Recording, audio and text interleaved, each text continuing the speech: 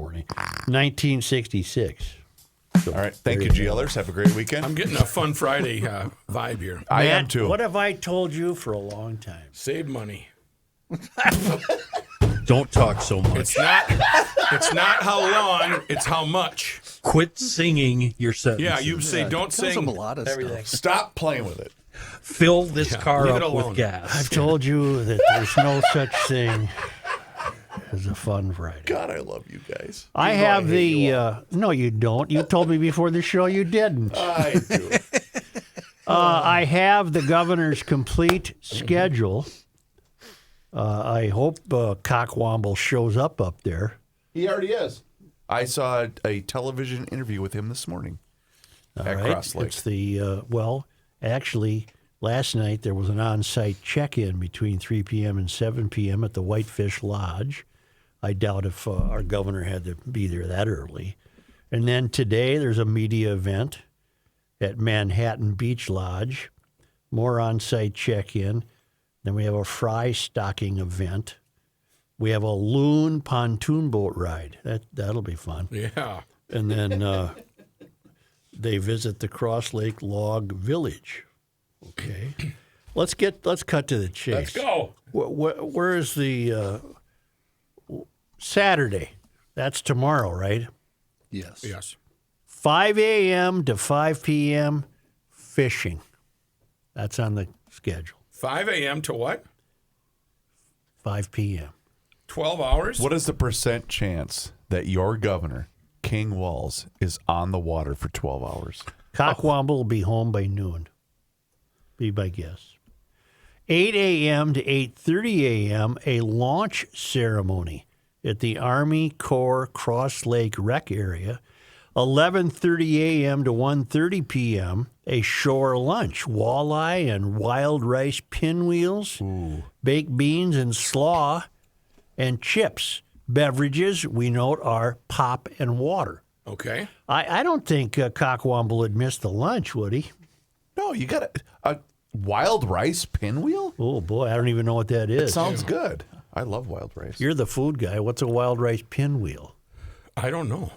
Well, Maybe it's something native. That's the schedule, and there are mayors of small towns up there. What are they serving for beverages?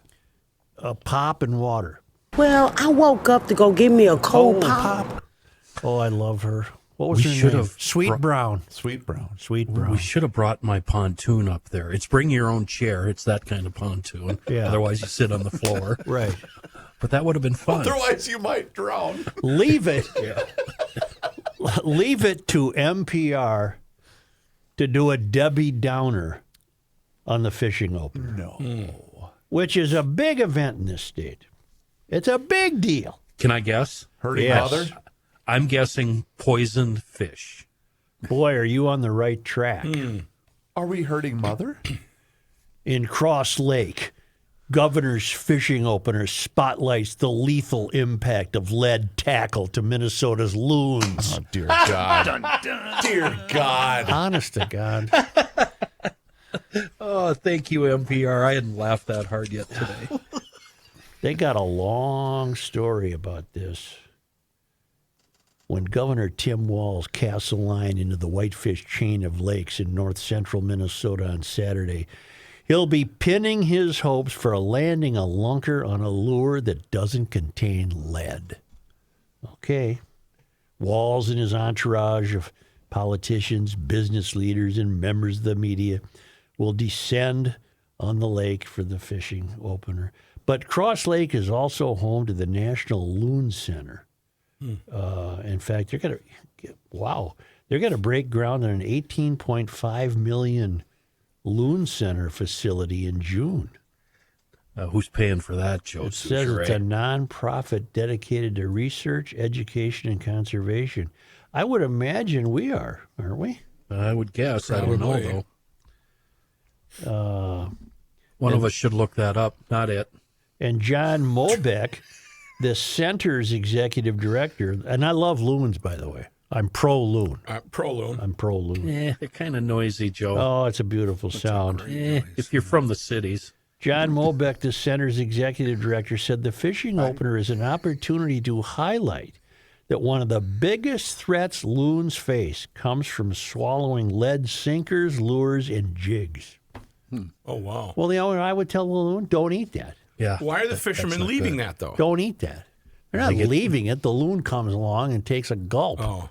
But I don't think it's a big problem, is it? It's from snags, Matthew. You lose one. Or Well, here, something I like can that. answer your question, Gotcha. Matt. You learn more here by accident than elsewhere by design. Loons and other birds don't have teeth, so they swallow small rocks to help digest food.